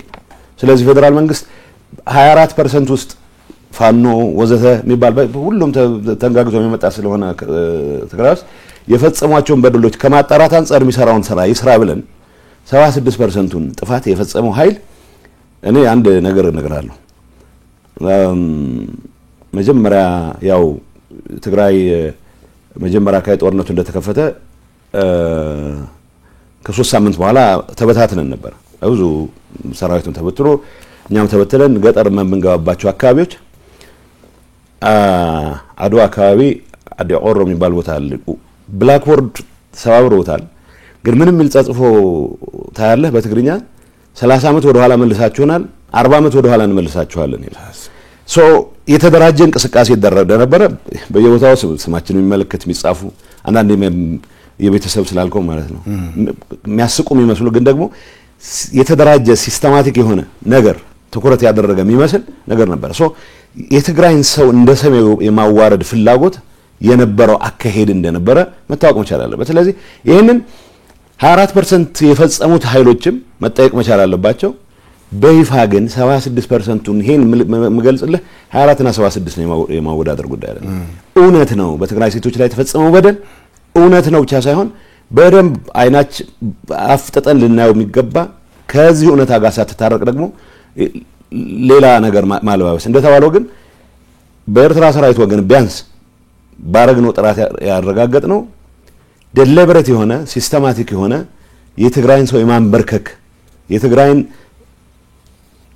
ሴቶች ቅስም የመስበር እንቅስቃሴ ግን ይደረግ እንደነበረ ያ ማለት የመከላከያ ሰራዊት አባል ሆኖ የፋኖ አባል ሆኖ ወጣቶችን በሰመሪ ላይ የጨፈጨፈ ሰው የለም ማለት አይደለም። እሱም በሚጠይቅበት ደረጃ መጠየቅ ማለት አይደለም። ልጃገረዶች የደፈረ ሴቶች የደፈረ ባለትዳሮች ወዘተ የለም ማለት አይደለም። እሱም በተጠያቂነት ልክ መጠየቅ ይቻላል። የህዋት ታጣቂም ወይም በህዋት ታጣቂ ስምም መጠየቅ ያለበት እኔ አሁን እያልኩ ያለሁት ይሄ በደል አልተፈጸመም አይደለም። ቅድም እኮ አልኩ ለምሳሌ ወገኖች አሉበት ፈጽመዋል ፈጽመው እኮ እርምጃ የሚወሰድባቸው አሉ። ባይዘው በእኛ በኩል እኔ አንድ ነገር ልንገር ብዙ ጊዜ የትግራይ ሰራዊት ከፍተኛ አመራሮች ከተወሰኑ ሌቦች በስተቀር ስርዓት ለማክበር ጥረት የሚያደርጉ ናቸው። ይሄ መታወቅ ይችላል። ስርዓት ለማክበር በሚያደርጉት ጥረት አማራ ክልል አፋር ክልል ላይ የመድፈር ወንጀል የፈጸሙ ሰዎችን እርምጃ ወሰዱ አቃለሁ እኔ የሰራዊት አመራሮች እርምጃ ወሰድ ሰመሪ ላይ እርምጃ ወሰድ ነው ትክክል የሚሆነው ወይስ ለፍትህ ማቅረብ የሚለው የተለየ ጉዳይ ሆኖ በኔ አንደርስታንዲንግ እንደዚህ አይነት በደል ሲፈጽሙ እርምጃ የተወሰደባቸው ታጋዮች እንዳሉ አቃለሁ። ያ ማለት ባወቁት ልክ ብቻ አልቋል ማለት አይደለም። ለዚህ ጥፋቱም ካሉ መመርመር መቻል ከተጠያቂዎች ለመሆን ዝግጁ መሆን መቻል አለበት። እንዳልኩት ከዘረፋና ከዘረፋ ውጪ ከበቀል ስሜት ውጪ ሌላ እምነት የሌላቸው የተወሰኑ ውሱን ቁጥር ያላቸው የሰራዊት አመራሮች አሉ። የራሳችንም ታጋዮች ሳይቀር እነሱ 90 ኪሎ ሜትር ርቀት ላይ ሆነው የሚመሩት ጦርነት ከአቅማቸው በላይ ሆኖባቸው ያፈገፈጉ ሰዎችን ሳይቀር የሚረሽኑ ሰዎች አሉ። ይሄንን በእርግጠኛ ሆነ እነግርሃለሁ። ይሄ ነገር የፈጸሙ ሰዎች እንዳሉ የማውቀውን ያክል በደል ሲፈጸም ደግሞ እርምጃ የወሰዱ ደግሞ ሌሎች አመራሮች አሉ። ሁሉንም በአንድ ቦክስ ውስጥ በአንድ ሳጥን ውስጥ ማስቀመጥ መጠየቅ ግን ሬዲ መሆን መቻል አለበት። አልተፈጸመም ብዬ መከራከር ጥፋት ነው። ስለዚህ እኔ በማቀው ልክ የትግራይ ሴቶች ላይ የደረሰው መከራ በጣም ግዙፍ ነው። እንዳልኩት ያቀረብኩልህ ስታቲስቲክስ ተራ ስታቲስቲክስ አይደለም፣ እውነት ነው። ስማቸው የሚታወቁ ሴቶች ሰፈር ያደርጉት ነው። ግን ስማቸው የሚታወቁ አዛዦች ወስነውት የተደረገ ነው። በወሳኝ መልኩ እንዳልኩ አሁን የኤርትራ ሰራዊት ወገናችን ነው ብሎ የሚፎክሩ ሰዎች ሰማለሁ እኔ። እንዲህ ቢያንስ ንስሐ ይገባ፣ ጥፋቱን ይቀበል መጀመሪያ። ከመከላከያ ኃይል ጋር መከላከያ ትግራይ ውስጥ እንዲሰፍር እኮ ተስማምተን መጥተናል በፕሪቶሪያ ስምምነት መሰረት። ከፌደራል መንግስቱ ጋር ያሉ ጥፋቶች ለመመርመር እርምጃ ለመውሰድ ሬዲ ነን፣ ለተጠያቂነት እናረጋግጥ ብለን እኮ ፈርመናል። ስለዚህ በፈረምነው ልክ ተጠያቂነት አረጋግጠናል ወይ መታየት ያለበት ጉዳይ ነው። ከተጠያቂነት ጋር ብቻ ሳይሆን ሲስተማቲክ በሆነ መንገድ ህዝብ እንደ ህዝብ እንዲንበረከክ፣ ህዝብ እንደ ህዝብ እንዲጠፋ፣ በተለይ ደግሞ ጾታዊ ጥቃትን እንደ ጦር መሳሪያ ከመጠቀም አንፃር የተደራጀ ስራ የሰራ ኃይል ወገኔ ነው ብዬ መንቀሳቀስ ምክንያት ሊኖራቸው ሶ ይሄንን በደንብ ግምት ውስጥ ማስገባት ተገቢ ነው። ሶ የተጠያቂነቱ ትግራይ ውስጥ የተፈጠረው በደል ሌሎች አካባቢዎች በተፈጸመው በደል ምክንያት ሊደበዝዝ የማይገባም። ትግራይ ውስጥ በደል ስለተፈጸመ ብዙ በደል ስለተፈጸመ ደግሞ ሌሎች አካባቢዎች ምንም አይነት በደል አልተፈጸመም ተብሎም መወሰድ የለበትም። በጣም አሪፍ። እርስዎ እንግዲህ አቶ ጌታቸው በተደጋጋሚ ሲሉ የሚደመጡት ነገር አለ። በወርቅ ዘረፋ፣ በሰው ንግድ፣ ኬላ ውጥሮ መዝረፍ፣ በመሬት ወረራ ወዘተ ላይ የተሰማሩ ዋና ዋና የታጣቂና የፖለቲካ አመራሮች እንዳሉና ይህም የሰላም ጠንቅ እንደሆነ በግልጽ ወጥተው ደፍረው የተናገሩበት ወቅት አለ። ይሄ እንደተጠበቀ ሆኖ ሁለት ጥያቄዎች ግን ይነሳሉ። አንደኛው በቂ ጥናትና ማስረጃ ካለ ህዝቡ በስም እንዲያውቃቸው ለምን አልተደረገም የሚል አንዱ ነው። ከዚህ ሌላ ደግሞ ለምን በህግ አልተጠየቁም? እንደዚህ የሚታወቁ ከሆነ ይሄን ያህል አምረው የሚቃወሙት ነገር እንደሆነ በተደጋጋሚ ገልጸዋልና እዚህ አካባቢ ያለው ነገር ምንድነው? ቅድም ያልኩ ፕሮቴክቲቭ ስቱፒዲቲ ፖለቲከኞችን ያጠቃል። እንደኔ አይነቱን የበደሉ አካል የነበረ በጦርነት ወቅት ግን የተፈጠረውን ጥፋት በሰላም ስምምነት ማክተም አለበት ብቻ ሳይሆን የትግራይ ህዝብ ካሁን በኋላ ተገዶ ካልሆነ በስተቀር ፈልጎ ወይ በአይባንድ በሌላ መልኩ በፖለቲካ አመራር ሰበብ የሚሆን በሌላ ምክንያት ጦርነት መግባት የለበትም የሚል እምነት ያለኝም ሰው ጭምር እንደዚህ አይነት ወንጀሎች እየተፈጸሙ አንድነታችን ጥንካሬ ነው ብለን ስለምናምን የመደበቅ ቅድም ያልኩ ፕሮቴክቲቭ ስቱፒዲቲ አባዜ ሁላችንም ነበረብን። አንድነት ኃይል ነው ይባላል። አንድነት ሁልጊዜ ኃይል እንደማይሆን የምታውቀው ከሰል አንድ ቦታ ላይ ካስቀመጥካቸው በተጠጋጉ ቁጥር አቅማቸው ነው ይዳከመው። እሳት ፍም ባስጠጋው ቁጥር አንዱን ነው የሚያጠፋው። ስለዚህ ሁልጊዜ አንድነት ኃይል አይደለም። የትግራይ ህዝብ ከቁጥሩ በላይ አቅም እንዲኖረው ያደረገ ተደራጅቶ መንቀሳቀስ ባህል ያለው ህዝብ ነው። ይህንን የመንቀሳቀስ ባህል ለግል ጥቅማቸው ሊጠቀሙ የሚፈልጉበት ኃይሎች ካሉ ግን እነዚህን ከማስወገድ ውጪ የትግራይ ህዝብ አንድነት ጥንካሬ ሆኖ ሊቀጥል አይችልም። ስለዚህ ከዚህ አንፃር ይሄ አንድነት በሚል ተረት ረጅም ጊዜ ተቃቅፎ የመቀጠል ልክ እንደ ከሰል እርስ በርስ የሚጣፋበትን ሂደት የማስቀጠል ሂደት አካል ነበርኩኝ። አንድ ምሳሌ እነግርሃለሁ። ወርቅ ንግድ በጣም የሚያሳዝነው አሁን ብዙ ሰው የወርቅ ንግድ አሁን የፕሪቶሪያ ስምምነት ከተፈራረምን በኋላ የጀመረ የሚመስለው ሰው አለ። ጦርነት ውስጥ በአንድ በሌላ መልኩ እኔ የማምንበት ሬዚስታንስ ነው ያካሄድኩት፣ የማምንበት ትግል ነው ያካሄድኩት ብዬ ነው የማምነው። በዛ በማምንበት ትግል ውስጥ የትግራይን ህዝብ አጀንዳ ይዘው የታገሉ ብዙ የጦር መኮንኖች አሉ። ለሰሩት ስራ ያለኝ ክብር በፍጹም ሊቀንስ አይችልም። ግን ደግሞ ገና ጦርነቱ በሺዎች የሚቆጠሩ ወጣቶችን ይበላ በነበረበት ወቅት ሳይቀር ምሽግ ለመቆፈር ብለን የወሰድነውን ኤክስካቫተር ወርቅ ለመልቀም ይጠቀሙበት የነበሩ አዛዦችም አሉ። ይሄንን አውቃለሁ። ሲዋሹ በጣም ነው የሚገርመኝ። እኔ እስካሁን የዋሸሁት ይበቃኛል። እስካሁን የታገዝኩት ይበቃኛል። ሰው ሲሸጡ የሚኖሩ ሰዎች አሉ። ኤርትራዊ መሸጥ ንብረት ነው የሚባለው፣ ንብረት ነው የሚለው። አውርደዋል ይታፍንና እንግዲህ ዓላማው የኤርትራን ሰራዊት እናፍርሰው የሚል ነበር በእኛ በኩል። ኤርትራን ሰራዊት ለማፍረስ ግን ሰዎች እንዲመጡ ማድረግ ነው። ግን ኤርትራን ሰራዊት ማፍረስ ዘመቻ ጀምራለሁ ብሎ ይሄን የሚመራው ወገን ገንዘብ ያላቸውን ሰዎች ብቻ ነው ማፍረስ የሚችለው። ስለዚህ የደሃ ልጅ ወጥሮ እንዲዋጋ ይገደዳል ማለት ነው። ከያዝኩ በኋላ 27 ወጣት አንድ ቤት ተዘጋና ቤተሰቦች ያሏቸው የሚባሉ ውጭ ሀገር ያሉ ሰዎች አካውንት እየተጠየቀ እያንዳንዱ ሰው ሚኒመም $4000 እንዲያስገባ ተደርጎ ሰው 20 ሰው ካፈንክ $80,000 ታስገባለህ ማለት ነው። በዚህ የውጭ አካውንት ከፍተው በሺዎች የሚቆጠሩ ሰዎችን እየሸጡ እያገቱ አሁን በኤርትራ አይነት ጀመረ መጨረሻ ወደ ትግራይ ተወላጆች ዞረ። ይሄን አመራር የሚሰጡ ከፍተኛ አመራሮች አሉ። ይሄን አጥንተን ለህግ እንዲቀርቡ 2 ዓመት ሆኖታል። አሁን እሱን መጣበታል ነው። ይሄን የሚመራ የመረጃ መመሪያ ኃላፊ እርምጃ እንዲወሰድበት ወይ ከስራ እንዲነሳ ብለን ወስነን ስናበቃ ይሄንን ለማስፈጸም ኃላፊነት የሚሰጣቸው ሰዎች የኔ ሰዎች ናቸው። የጸጥታ አመራሮች ናቸው። የጸጥታ አመራር በባህሪው ጥፋት ያጠፋም ያላጠፋም የመተጋገዝ ባህሪ ያላቸው ወርቅ ንግድ ውስጥ የገባ አሁን ለሀገሪቱ ለትግራይ ነጻነት አሁንም እስከመጨረሻው ሰዋለሁ ያለ የሚፎክር ጀነራል አለ። ወርቅ ንግድ ነው ያለው ነው መባል ያለበት። እነ ምግበ የሰሩት ጀግንነት የወጣት መስዋዕትነት መሰረት ተደርጎ የመጣ ጀግንነት ነው። እነዛን ወጣቶች ለስደት በሚዳርግ ደረጃ ወደ ተራ የወርቅ ንግድ ገብተው ሲያበቁ የስርቆት ተግባራቸውን የትግራይ ግዛት አንድነት የማረጋገጥ አርገው ሲሉት እንደገና ሌላ መስዋዕትነት የን ወጣት ይዳርጉ ሲንቀሳቀሱ ማለት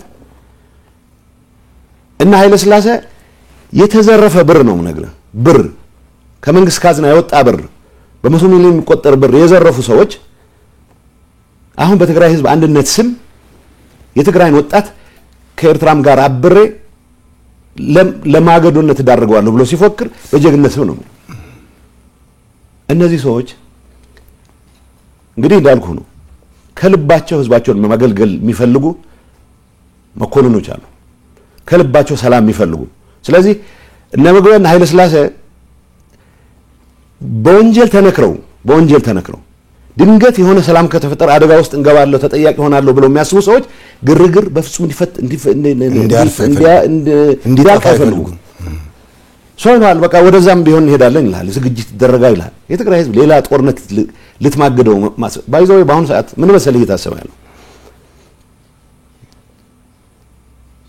እዚህ ፌደራል መንግስት የወደብ አጀንዳ ወዘተውስ የሚባለው ድንገት ውጊያ ይገጥመናል በሚል ስጋት ውጊያው ትግራይ ውስጥ እንዲሆን ለማድረግ የሚያስችል ስትራቴጂ ነው ተቀይሶ እየተንቀሳቀሰ ነው። የትግራይ ወጣት ኢምፖስ ከተደረገበት ፌደራል መንግስቱ ትግራይ ውስጥ ተቀርቅሮ ይዳከማል። ስለዚህ በትግራይ ወጣት መስዋዕትነት እንድናለን የሚል አሳሰብ የወለደው ነው። ሰላም መፈጠር መቻል አለበት። በኢትዮጵያም በኤርትራ መካከል ጦርነት መፈጠር የለበትም። የኔ እምነት ነው። የኤርትራ ህዝብ ለአደጋ መዳረግ የለበትም። የኔ እምነት ነው። ግን መምረጥ ካለብኝ የትግራይ ህዝብ ድጋሚ የጦር አውድማ የሚሆንበት ሁኔታ ግን እስከመጨረሻው ድረስ እንዳይሆን ታገላለሁ። ይሄን ለማድረግ በመናረገው ትግል እንቅፋት የሆኑት ወርቅ ንግድ ላይ የተሰማሩት ዘራፊዎች ናቸው። ግንባር አዛዥ ነኝ ይላሉ። የሆነ ነገር ያወራል። ወርቅ ሲዘርፍ ነው የሚሉ 2014 ነው የምነግርህ። 2014 ወጣቶች በየግንባሩ በሚተናነቁበት ሰዓት እኔ ሲምፕል ምሳሌ ልንገርህ። ዳባት ደባርቅ አካባቢ ሊማሊሙ ውጊያ ይመራ የነበረ ሰው ሩቅ ርቀት ሆኖ ውጊያ ይመራ የነበረ ሰው at the same time በኤክስካቫተርስ ወርቅ የቆፈረ ይሸጥ ነበር። ይሄ ኔትወርክ ነው። ይሄ ፖለቲከኛውም አለበት። ታጣቂው ብቻ ታጣቂ አመራር ጥቂቶች እኮ ናቸው እነዚህ ዘርፋ ውስጥ የገቡት። ልንገርህ ኮምቦልቻ ኢሹ አካውንት ነበር። እኔ አሁን በዛን ሰዓት በእኛ ውሳኔ ነው ትክክል ነው ውሳኔው ብዬ ነው ማምነው። ገንዘብ ያስፈልገናል በቢያው ጦርነት እያደረግን ነው። ገንዘብ ያስፈልገናል ተብሎ ባንኮች ውስጥ የነበሩ የግል ባንኮች አንንካ የመንግስት ግን መውሰድ አለበት የሚል ፖለቲካሊ ወሰንን። እሺ እኔ እንደማቀው 4 ቢሊዮን ነው ኢሹ አካውንት ላይ ነበር። ይሄን ማረጋገጥ ይችላል ብሔራዊ ባንክ። ምክንያቱም የመጣልኝ ወረቀት አለ የጊዜው አስተዳደር ፕሬዝዳንት ኮንኩ በኋላ ምን እንደተፈጠረ ባንኮች ውስጥ ግለጹልን የሚል ኢሹ አካውንት ያለውን ገንዘብ እንዲሰበስቡ ከተመደቡት ሰዎች መሃል አንደኛው የግንባር አዛዥ የሚባለው ኃይለ ሥላሴ በ100 ሚሊዮን የሚቆጠር ገንዘብ ነው የወሰደው። ኢንፋክት 1 ቢሊዮን አካባቢ ነው የወሰደው። እሱ ስር ተፍተፍ የሚሉ የሱ አገልጋዮች የሆኑ የተወሰነ ድርሻቸውን ይወስዳሉ። አብዛኛው ሰው ከትግሉ ለትግራይ ህዝብ ህልውና ካለው ጥቅም አንፃር ብቻ ነው የተሳተፈው። ገንዘብ ያገኝበታል ብሎ የተሳተፈ የለም። እነዚህ ሁሉንም አይደለም በአንድ ላይ ማለት በዛ ውስጥ ይሄንን ያስተባበረ የነበረ ሰሞኑን በቁጥጥር ስር እንደዋለ ሰምቻለሁ። ከውጭ ላይ ነበርኩት ሰምቻለሁ። በራሳችን ጥናት እኔ አይደለሁም ያደረኩት ያን ጥናት ዶክተር ደብረጽዮን በሚመራው ጥናት ይህ ሁሉ ዝርዝር አለ ተቀምጧል። ዝርዝር ተቀምጦ ለምሳሌ ይሄ ኃይለ የሚባለው ሰው እኔ እንገር ኃይለ እንትን ብቻ አይደለም ይሰራው እኔ በማቀው በሚገባ ባረጋገጥኩት ሰነድም ጭምር የወርቅ ማሽኖችን ሲያስገቡ ነው ወርቅ የፖለቲካ አመራሩም ወርቅ እነዚህ ስምልህ ሰዎች የፌደራል ሰዎች ጋር ይነጋገራሉ። ልንገር እዚህ ኃጢያቱ ብዙ ነው። የፌደራል ሰዎች ጋር ማሽን ሲያዝባቸው እናንተን የመሰለ ሰው እኮ የለም እያሉ የተለማመጡ ማሽን ሊያስለቁ ይሞክራሉ። ይህ ዝርዝር መረጃ ነው ያለኝ። ይሄንን የኔ ምክትል ያቀን የዘታላ ተነጋግረን እርምጃ እንውሰድ ለፍትህ ይቅረው የተደረገ ጥናት ነው ምነግርህ። በተደረገው ጥናት እገሌ ይሄን ያክል 300 ሚሊዮን ወስዷል በቁጥጥር ስር ይዋል፣ ይሄ እገሌ ይሄን ያክል ማሽነሪ ወስዷል በቁጥጥር ስር ይዋል የተባለው እርምጃ እንውሰድ ካልን 2 ዓመት ነው። የመውሰድ ፍላጎት አንዳንዴ ፖለቲካሊ የምታያቸው ነገሮች አሉ። ትልልቅ ትግል ውስጥ ትልቅ አስተዋጽኦ ያላቸው ሰዎች ስም ሌሎችንም ይዞ እንዳይጠፋ በሚል ያለው ቀደም ያልኩ የውሸት አንድነት ለማስቀጠል ባደረግነው ጥረት መጨረሻ ላይ ግን የውሸት አንድነት ማስቀጠል አይደለም የመረረኝ ሰዓት እርምጃ መውሰድ አለበት ባልኩበት ሰዓትም እርምጃ እንዲወሰድ ዶክመንት አቅርቤም ሳይቀር ተግባራዊ አልተደረገም። እርስ በርስ የመደጋገፍ ፖለቲካል አሁን ያለው እኔን ክድሃል የሚለኝ አመራር ወንጀለኞቹን ዋናዎቹ የራሱ ሰዎች አድርጎ ነው የሚቆጥረው። ቢኮዝ የወንጀል ኔትወርክ ነው። የወርቅ ንግድ ውስጥ የሚሳተፈው ጀነራል ዋና የሚተማመንበት መሰረት በግልጽ እኮ ባለፈው ሲናገር ሰምታችሁታል። አይ አሁን የራሳችን ሰው ስለመጣ ጌታቸውን እንዳደናቀፍ ነው ማደናቀፍ የለብንም ይላል። ምክንያቱም ጌታቸውን ያደናቀፍ እንደነበረ ጌታቸውን የሚያደናቀፍበት ምክንያት የስርቆት ኔትወርኩ አካል ስላልሆንኩ ነው። ሌላ ነገር የለም። እኔ ላይ የሚያገኙብኝ አካውንት የለም። እኔ ላይ የሚያገኙት መሬት ካርታ የለም። ስለዚህ ምክንያት ሁሉም ልንገር አንዳንዴ በጣም ያሳዘነኝ በፌደራል ጋር ያላቸውን ጉዳይ መሬት አስመልስልን እንዲበልልን ምናምን የሚባል እኔን ሸምግልልን ይሉኛል። ይሄም ሲፎክሩም ሰው እንደዚህ እንደው ውሸት ነው። ምክንያቱም አብዛኛው የሰራዊት አመራር በሰላም የትግራይ ህልውና እስከተረጋገጠ ድረስ ሌላ ጥይት የመተኮስ ፍላጎት የለውም። ተገዶ ከገባ ይዋጋል፣ ምንም ጥያቄ የለውም። ተገዶ ማለት ኢምፖዝድ ከሆነበት። ከዚህ ውጭ እንደዚህ የሚፎክሩት የወርቅ ንግዳቸውን የሰው ዘረፋቸውን ለማስቀጠል የዘረፉትን ብር ይሄ በቁጥር ነው የምነግርህ በቁጥር እና ኃይለ ሥላሴ ሌላ ነገር የለውም። እኔ ውጭ ሀገር ሄደህ ታከም ብዬ በተደጋጋሚ ጠይቄዋለሁ። ቪዛ አሰርቼለታለሁ። የተወሰኑትን ይዛቸው ወጥቻለሁ እንዲታከሙ እንዲያርፉ ፈልጋለሁ። የተከፈሉት መስዋዕትነት ያክል የሚተካ አንድ ነገር ግን አዲስ አበባ መምጣት አልችል አትገር ንብረት ይሰጣል 100 ምናምን ሚሊዮን ሸጫለሁ ይላል። በተግባር የተረጋገጠ ግን የተዘረፈ ነው ነገር። ስለዚህ ሁሉም የሰራዊት አመራሮች ዘርፈዋል የሚል መልእክት እያስተላልፈን የመጣ ነው ውሸት ነው። ኃይለ ሥላሴን መጥቀስ እያቃተን ኃይለ ሥላሴ መጠየቅ እያቃተን አንደኛ ፎካሪ ሆኖ እሱ ለትግራይ ህልውና በተለየ የሚቆረቆር ሆኖ እንዲቀርብ እናደርጋለን። ምግብን መጠየቅ ያቃተኝ እሱ የተለየ የሚቆረቆር ሆኖ ግን በዚህ ጉዳይ ውስጥ ገብቶ የማያውቅ ሌላ ጀነራል ከነዚህ ጋር ጀነራሎች ወርቅ ንግድ ውስጥ ገብተዋል ወዘተ ይባላል። ወርቅ ንግድ ውስጥ የገቡትን በይፋ መጠየቅ ስላልቻለን ሁሉም በቀንነት ህዝባቸውን የሚያገለግሉትን ሰዎች ሳይቀር በጀነራሊ በማጃመል አንድ ላይ በማድረግ ለምን አላቀረብናቸውም ለተባለው አንደኛ ይሄ ሲያደናቅፍ ይኖረው ፖለቲካል ሊደርሺፕ ተጠያቂ እንዲሆን አይፈልግም። ተጠያቂ እንዲሆን የማይፈልግበት ምክንያት ራሱን ተጠያቂ ስለሆነ ነው። የወንጀል ኢንተርፕራይዝ ነው ይሄ። ከትግራይ ህዝብ ህልውና ጋር የሚያገናኝ ምንም ነገር የለውም። እንዳልኩ ነው አሁን ጌታቸው ከስልጣን አስወግደናል። ስለዚህ የፌደራል መንግስቱም በቃ ወደ ሌላ ነገር መግባት ስለማይችል ከኤርትራም ጋር ያለ ግንኙነት ተጠቅመህ የወርቅ ንግድ የማጣጣፍ ኮንትሮባንድ የማጣጣፍ ነው ዋናው አሁን ፍላጎት ያለው ፖለቲካል ሊደርሺፕም እነዚህ የምትላቸው ጥቂት ሰዎችም ቢሆን ግን እንትናቸው ተረታቸው ምንድነው ለትግራይ ህዝብ ህልውና አንዴ ምዕራብ እናስመልሳለን አንዴ ደቡብ እናስመልሳለን ማፈሪያ ምን የራስ ህዝብ ጋር ተዋግተህ አይደለም ታስመልሰው ሰው በሰላም የሚያልቅበት ነገር ሁሉ ማሟጠጥ መቻል አለብን ብለን ነው የግል ጥቅሙን መሸፈኛ ብርድ ልብስ መሸፈኛ ስለዚህ በወንጀል የሚጠየቅ ሰው አንዳንድ ይገርመኛል መስዋዕትነት ነው ይላል ውሸታቸው ነው መስዋዕትነት ፍላጎት የላቸው እነሱ መስዋዕት አይፈልጉ በወጣት መስዋዕትነት ነው የሆነ ትርፍ ማትረፍ ይፈልጉት በመሰረቱ እንዲጠየቁ ብለን ጽሁፍ ጥናት ተደርጎ ተረጋግጦ እኔ መጨረሻ ከፕሮባብሊ ከ6 ወር በፊት ለፍትህ ቢሮና ለፖሊስ የተወሰኑት ዶክመንት ለጸረ ሙስና እንዲገቡ አድርጌያለሁ በተግባር ይጠይቃሉ ሌላ ጉዳይ ነው ለምሳሌ በዚህ ጉዳይ ላይ ከፍተኛ ተሳትፎ የነበረው ሰዎች ዝውውር ላይ መያዝ አለበት ብለን እናስበው የነበረ ሰው ወደ ውጭ ሀገር ወጥቷል ሌሎች አሉ አሁንም በቃ ንግዱ ተጧጡፎ እንዲቀጥል ቀደም እንዳልኩ ነው ኤርትራ ሰራዊት ማፍረስ አይቻልም በዚህ ምክንያቱም ገንዘብ ያለው ሰው ብቻ ነው ሊወጣ የሚችለው ማለት ነው ወጣቶች መዋጋት የማይፈልጉ ግን ደግሞ ታፍነው ገንዘብ አውርዱ እንዳይባሉ ስቃይ ውስጥ እንዲቀጥሉ የተደረጉ አላማው እሱ የነበረው ኤርትራ ሰራዊት እናፈርሳለን በሚለው ግን በሺዎች የሚቆጠሩ ሰዎች ሊተራሊ ተሸጠዋል ነገር ይሄ ትግራይ ተወላጆችንም ጨምራል ሀብት አለው የሚባል ሰው የትግራይ ተወላጆች አንዳንዴ የሚያደርጉት ምንድነው ገንዘብ የሚቀበሉት ሳይበቃ የትራንስፖርት ሳይቀር ራሳቸው አውቶቡሶች ተከራይተው የትራንስፖርት ከያንዳንዱ ሰው 10 ሺህ መቀበል የት አካውንት መተፋፈር የለም እገሌ የሚባል አካውንት ውስጥ ይገባል አዲስ አበባ ውስጥ ያለ አካውንት ሊሆን ይችላል ካናዳ ውስጥ ያለ አካውንት ሊሆን ይችላል ይሄን ሁሉ በዝርዝር በመናቆ ሁኔታ ነው ምንም አይነት ነገር ልንወስድ ያልቻልነው ስለዚህ ለምን አንወስድም እንግዲህ አንድ ሰው ዱላ ይዞ የሆነ ነገር ማድረግ አይችልም ይሄንን ማስፈጸም ኃላፊነት ያለባቸው ሰዎች አሉ እነሱ እርስ በርስ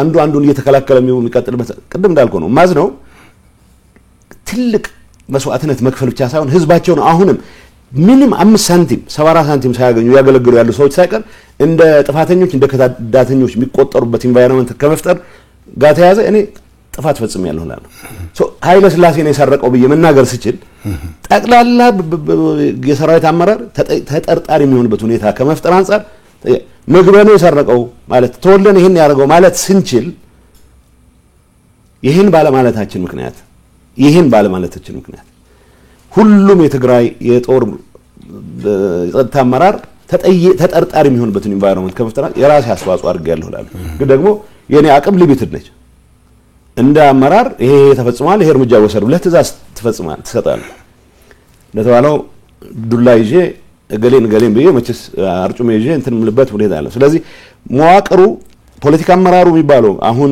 ስልጣን ጠቅልዬ ይዣለሁ ብሎ የሚያስበው አመራር ይሄንን የክራይም ኔትወርክ ማስቀጠል ነው ይፈልገው አሁን ከገሌ ጋር አብረን ፋኖ ጋር አብሬ ከገሌ ጋር አብሬ የሚል ፉከራው ተሰማለ ያችን የክራይም ኔትወርክ የማስቀጠል ፍላጎት እንጂ የፋኖ አጀንዳ ከትግራይ ህዝብ አጀንዳ ጋር ምን ያክል ይገናኛል ብሎ ተንትኖ አይደለም ውሸት ነው እውነት ለመናገር የኤርትራ መንግስትና ፋኖ ከፌደራል መንግስቱ ጋር ግጭት ውስጥ የገቡት ትግራይ ላይ የተጀመረው ጦርነት በፕሪቶሪያ ምክንያት ጋብ ስላለ ነው የተጀመረውን ዘመቻ ማጠናቀቅ አልቻልንም የሚል ነው ይሄ በይፋ የተነገረ ነው ይሄ ምን ፕሬዝዳንት ኢሳያስ እኮ ተሆሊፍና ማለት ይሄ ሰው ያደናቀፈን ዘመቻችንን እስከ መጨረሻው መቀለ ተገብቶ የትግራይ ህዝብ ወደ ሁሉም ዓለማት ተበትኑ የሚሞተው ሞቶ ትግራይ የሚባል ኤንቲቲ የሚጠፋበት ሁኔታ አጀንዳ ይዞ የመጣ ኃይል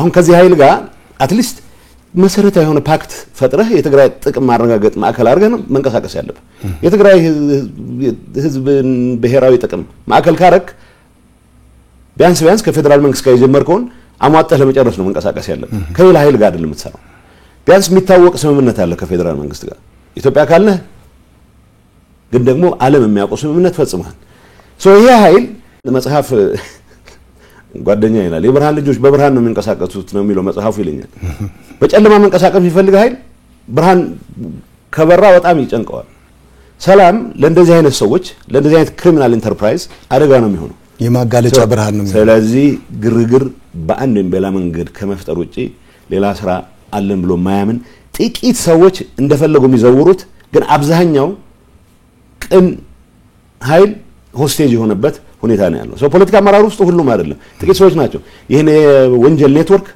እስከ መጨረሻው ማስቀጠል ይፈልጉት።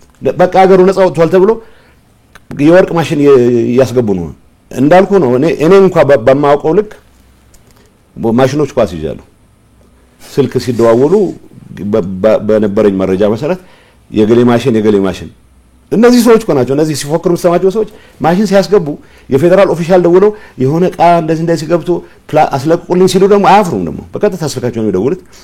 ስለዚህ ይሄ ምልህ እኔ የጦርነት ሰለባ እንዳይሆን ተጨማሪ የትግራይ ህዝብ የትግራይ ወጣት ይሄን የወንጀል ኢንተርፕራይዝ ማፍረስ ላይ መረባረብ መቻል አለበት። ጥቂት አባላት ነው ያሉት፣ ግን በትግራይ ህዝብ ስም ስለሚገዙ ከምንም ነገር በላይ ቅድም እንዳልከው የትግራይ ህዝብ ከህልውናው ጋር ተያያዘ ህወሓት ብቻ ነው መፍትሄ የሚል ትርክት ፈጥረው ብዙ ስላደናገሩ ብዙ ነው የሚመስሉት፣ ጥቂት ናቸው እንዳልኩ ነው። አብዛኛው የሰራዊት አመራር ሰላሙን ይፈልጋል ብቻ ሳይሆን ስርቆት ውስጥ የለም። ስርቆት ውስጥ የገቡት ጥቂት ሰዎች ግን ሆስቴጅ አድርገውታል ሁሉ ነው። ስለዚህ አንዳንድ ድምጽ አላቸው በጣም እኛም ራሳችን መጠየቅ ያለባቸውን እገሌ ብለን እንደመጠየቅ ልንገር። የመጀመሪያ ጥናት ስናደርግ የህወሓት ሊቀመንበር 7 ሰዎች ነን በዚህ ጉዳይ ላይ የምንወያየው። ይሄ ነገር ዝርዝር ባናየው ምክንያቱም ትልልቅ የጦር መሪዎች እዚህ ዘረፋ ውስጥ ስለተገኙ ጉዳችን እንዳይወጣ ብለናል። እኔም ራሴ የምር ተስማማሁበት። ኋላ ፕሬዚዳንት ኮንኩ ኋላ አትሊስት ሚኒስትሩን ማወቅ አለብኝ ይቅረብልኝ ወረቀቱ አልኩና እንደተቀበልኩ ያየሁት ልንገር። አሁን በቁጥጥር ስር ውለዋል የተባለው ሰውዬ ሰኔ 14 ቀን 2014 ዓመተ ምህረት ነው ዶክመንቱን የተወያየንበት። ጀነራል በሆነ መንገድ ዝርዝሩን አላየነው። ምክንያቱም ሊቀመንበሩ ምን አሉ? አይ ዝርዝሩን ብናይ ትልልቅ ሰዎች እዚህ ውስጥ ኢምፕሊኬትድ ነው። አይ ሰኔ 14 2014 ነው የምነግርህ። ሐምሌ 14 2014 ሌሎች ሰዎች ብዙ ፖለቲካ ልዩነት አላቸው ተብሎ የተጠረጠሩ እንደፈለጉ የማያዟቸው ሰዎች የሆነ ወንጀል ፈጽመዋል ብሎ በሙስና እንዲያዙ ተደረገ። ስለዚህ በህጉ መሰረት በተደረገው ጥናት መሰረት እርምጃ ወሰድን አሉ ሊቀመንበሩ። ብዙ አልስማማበትም ነበር ሰዎቹ መታሰር፣ ግን አጥፍተው ከሆነ መጠየቅ አለባቸው የሚለው። ከዛ በሆነ አጋጣሚ ነሐሴ 14 ቀን ነሐሴ 10 ቀን እኔ ኤክስተርናል አፌርስ ሄድ ነኝ። ግን ኤክስተርናል አፌርስ ሄድ ብዙ ጊዜ እንትን ስራውን ነው የምሰራው እንጂ ቢሮ ውስጥ የሚያግዙኝ ሁለት ሰዎች አሉ።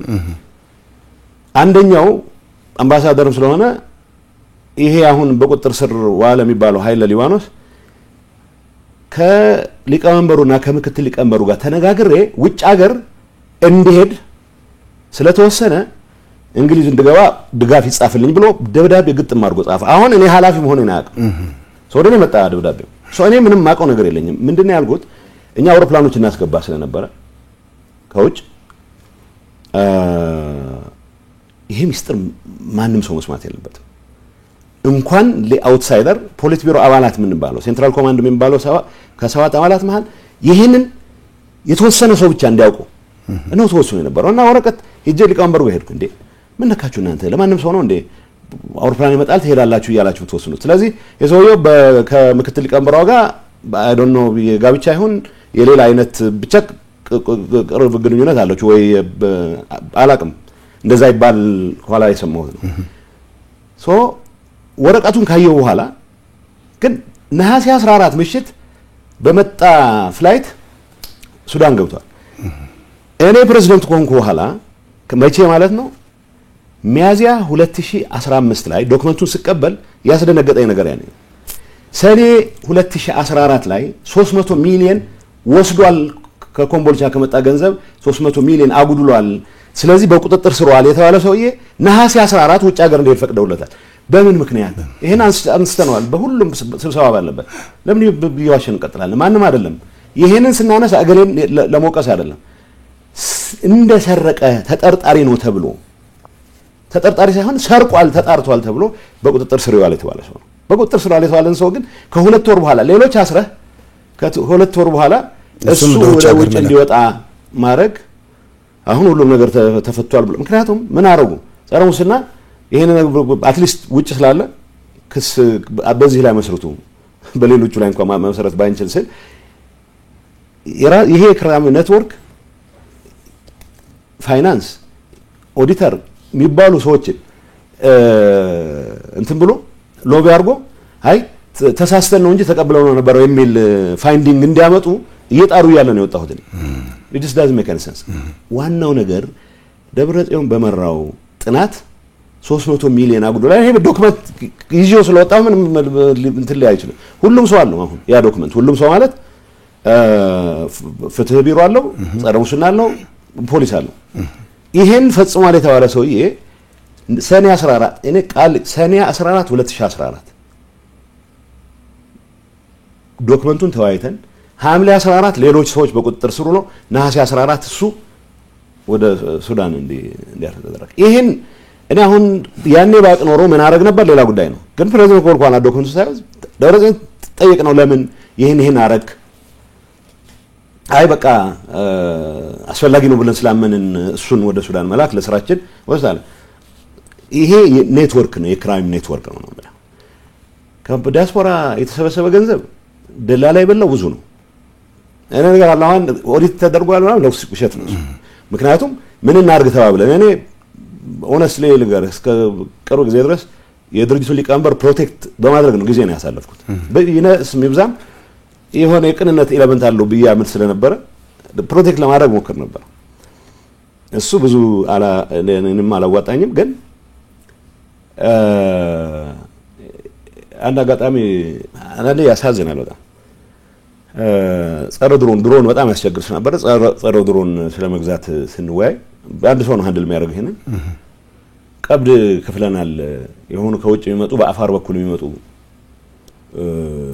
ድሮን ኤክስፐርቶች ኖ ኤክስፐርት ከእስራኤል ነው የሚመጡት ተብሎ ነው አንድ ደላላ ነው እንግዲህ ደብረጽዮንና ሳምኖታል ማለት ነው ስለዚህ ቀብድ ከፍለናል 1.4 ሚሊዮን ይበል ወዘተ ይበል እና በአፋር በኩል ይገቡና ኮምፒውተራቸውን ይዘው ድሮን ሲመጣ መጣል የሚችሉ አሁን ይሄ ወይት ድንቆላ መሆን አለበት እኔ ድሮን ቴክኖሎጂ በሚመለከት ለማንበብ ጸረ ድሮን ማሞክር ያለው እንደዚህ አይነት ማጂክ የለም ግን ተከፍሏል የትግራይ ዲያስፖራ የሰበሰበው ገንዘብ ነው ሌላ ዝርዝር ራዲዮ ልግዛ ብሎ የተሰወራለ አውሮፕላን አከራያችኋለሁ ብሎ ቀብድ ወስዶ የተሰወራለ ይሄ ሁሉ ገንዘብ የት ነው የገባው ብለህ ብትጠይቅ ይሄ ኔትወርክ እኔ ፕሬዝዳንት ሆኜ ይሄን መቋጣጠር የተገባኝ እኔ ትእዛዝ ሰጥቼ ምንም በኔ ስም በመንግስት ስም ገንዘብ እንዳይወጣ ብዬ ግን ያ ኔትወርክ በራሱ ጊዜ ያዘዘ ሌሎች ነገሮችን ይፈጽማል በዚህ በዲያስፖራ ዲያስፖራው ከልቡ ትግራይን የሚወድ ከልቡ የትግራይን ሁሉ አረጋግጣለሁ ብሎ የተንቀሳቀሰ ኃይል ነው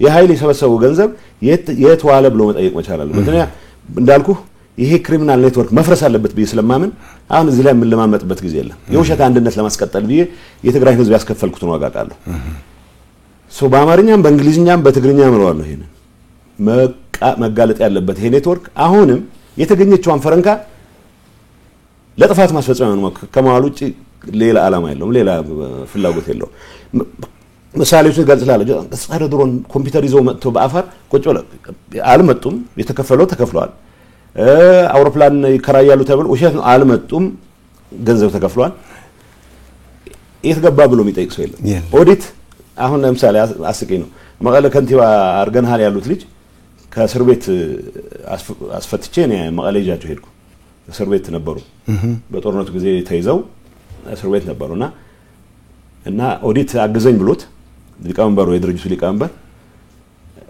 ትንሽ ለኔ ቅርበት ነገር አሳየና መጥቶ ትንሽ የተጮረበረ ዶክመንት አለ ይሄን ጥንቃቄ አርገሄው አለኝ ምክንያቱም ኦዲተር ስለነበረ አግዘኝ ብሎታል የድርጅቱ ሊቀመንበር ግን አቃታለሁ እሷን እቺ ሚስጥር ግን በሌላ መንገድ አቃታለሁ ገንዘቧን ለመቀሸብ ጥረት እየተደረገ ነው ከዛ ሚስጥር ጠባቂ ስለሆነ አሁን ስራ አስፈጻሚ አድርገው ሹመውታል ምክንያቱም እኔ እንዲሾመው ፈጠየቁኝ አይ ማካሪው ምናምን አደረገው ይችላል እንጂ ኦዲተር አደረገው ማለት ኢንዲፔንደንት ኦዲተር ይሁን ብለን ኢንዲፔንደንት ኦዲተር ስላለ ኦዲተር አደረገው በዚህ ቻኩርፎ የኔ ተቀናቃኝ ሆነ ሰው ተሸለመ ይችን ሚስጥር ስለሚደብቅ ያቺ ሚስጥር ግን አውጥቷታል ኦሬዲ የጠበቀ ነው ይመስላችሁ ኦዲት አድርገናል ብሎ የሚያጭበረብረው ኦዲት ያደረገው ነገር የለም የባከነ ብዙ ገንዘብ አለ የትግራይ ዲያስፖራ መጠየቅ መቻል አለበት ይሄ እውነተኛ ለትግራይ ህሉና ለሚውል ዘመቻ የተጠቀምንበትን ነገር አልጸጸትበትም አሁንም የተዘረፈ የተበተነ ደላላ ያበላው ገንዘብ ግን ቤቱ ይቆጠራል በደም ይታወቅ ነው ነገር እንደ ይሄ የክራይም ኢንተርፕራይዝ ነው ምልበት ምክንያት ይሄ ነው ሲደጋገፉ ልንገር ጨምርልሃለሁ እዚህ በቃ ሱዳን የንግድ እንቅስቃሴ እናድርግ ተብሎ ከነጋዴዎች ውጭ ሀገር ካሉ ሰዎችም ጨምር ባንክ እንዲያስገቡ ተብሎ የሆነ ድርጅት ተቋም እንደ ካምፓኒ ትሬዲንግ የሚባል ተቋቁሞ ሱዳን ሲከፈት ሸቀጥ ለማስገባት ሊቀመንበሩ ነው ምክትል ሊቀመንበሩ ብቻ ናቸው የሚያውቁት ይሄን ካምፓኒ አቋቁመናል ብለው ግለሰቦች ወደ ውጭ እንዲሄዱ ተደረገ እኔ ይሄን እንዴት ነው ማቀው ነው እንግዲህ ስራ ፈጻሚ ያባል ነኝ ሶ ከውጭ የሚያግዙን የነበሩ ነጋዴዎች ደውለው እንዴ እዚህ ስራ ውስጥ የቤተሰብ ብቻ አረጋችሁት እኛን አታስገቡንም እንዴ አሉኝ የምን ስራ ነው አልኳቸው አይ ማን ነው አማንቴክ የሚባል ትሬዲንግ ተቋቁሞ ሆልሴል እንትን ለማድረግ ገንዘብ ይዋጣ እየተባለ ነው በቢሊዮን የሚቆጠር ተዋጥቷል በ100 ሚሊዮኖች አትሊስት ማቆ 1 ቢሊዮን አካይ ከዛ ይሄን እንዴ ሊቀመንበሩን ጠየቁት እንደዚህ አይነት ነገር አድርገናል ያለ አይ ይሄ በሚስጥር የተያዘ ጉዳይ ነው በዚህ ጉዳይ ላይ ምላሽ አትስጣኔ ሚስጥር አትሊስት ከሰባታችን ውስጥ አንዱ ነኝ እኔ ሶ እኔ ካለኝ ከሰዎች ጋር ካለኝ ግንኙነት ጋር በተያያዘ ነው ይሄንን የሰማሁት ይሄንን የታደረሳችሁት ብሎ የሚጠይቃቸው ሰላም ኢትስ አ ክሪሚናል ኢንተርፕራይዝ ማለት ለዚህ ነው በዚህ ጉዳይ ላይ የተሳተፉ ሰዎች ካሻሽ ገንዘቡን ለመደበቅ ሌላ ምክንያት ይፈጥራሉ አሁን ጦርነት ተፈጠረ ከተባለ ይሄ ጉዳይ የህልውና ዘመቻችን አካል ነው ይልዋል እኔ የህልውና ዘመቻችን አካል ሆነ ያለበት ወጣቱ በተደራጀ መንገድ የህዝቡን ጥያቄ መመለስ የሚያስችለው ፖለቲካል ኤንቫይሮንመንት ተፈጥሮ ከፌደራል መንግስት ጋር ፕሪቶሪያን ከመፈጸም አንፃር የተጀመሩ ሂደቶች እስከ መጨረሻው ማጣት ተጠቅመህ ነው የትግራይን ሁሉ ለምታረጋግጠው እንጂ የሶስት ሌቦችን የሶስት ሌባ ወታደሮችን የሶስት ሌባ ፖለቲከኞችን ህልውና ለማረጋገጥ የሚለኮስ ጦርነት የትግራይን ህዝብ አጀንዳ ሊሆን አይችልም